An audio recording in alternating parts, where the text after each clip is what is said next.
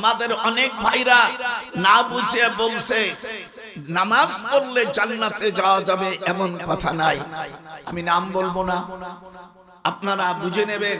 আল্লাহ পাক কোরআন পাকের মধ্যে বলেছেন জামাই, ওয়াল্লাযীনা হুম আলা সালাতিহিম ইউহাফিজুন, যারা নামাজ পড়বে, না পড়লে তো হিফাজত হয় না, নামাজের যারা হিফাজত করবে, উলাইকা ফি জান্নাতিন মুকরামুন। আল্লাহ বলছেন কোরআনে সূরা আল মারিজে, হাত উঠান, সূরা আল মারিজের ভিতরে আল্লাহ বলছেন যারা নামাজ পড়বে, নামাজের হিফাজত করবে, তাদেরকে আল্লাহ সম্মানিত জান্নাত দান করবে।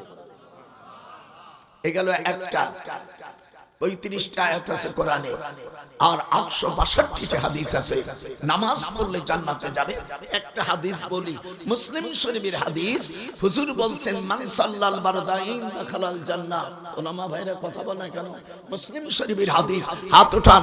মান সাল্লাল বারদাইন দাখালাল জান্নাহ, যারা ঠান্ডায় ফজর এবং আসরের নামাজ পড়বে তারা জান্নাতি।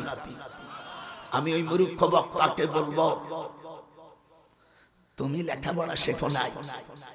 আমি বলছি একে পাবনা গারোতে পাঠানো।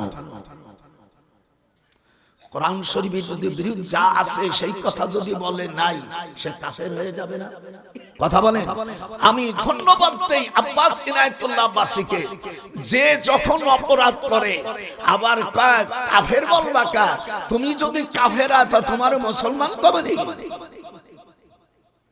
আমি তো আরো কড়া মানুষ, হয় তোর কোন বাবা আছে?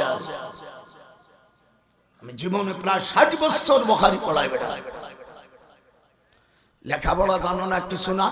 আল্লাহ নবী বলছেন আসর এবং ফজরের নামাজ ঠান্ডার সময় যারা পড়বে, মান সাল্লাল বারদাইন।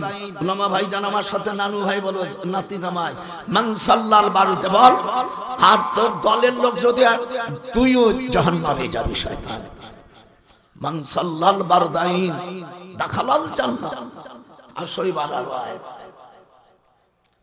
অন ঠেকাই তুইছি আজকে 60টা জাহান্নামের ভিতরে যত আয়াত আছে নাতি জামাই সব টানবো। আমি হাফেজ মানুষ, অসুবিধা নেই। আপনাদের খারাপ লাগতেছে না? আপনার আল্লাহর কালাম বড় না দল বড়? কথা বল, আল্লাহর কালাম বড় না দল বড়? তোর বেটা তুই যদি মুশরিক হয়ে যাস,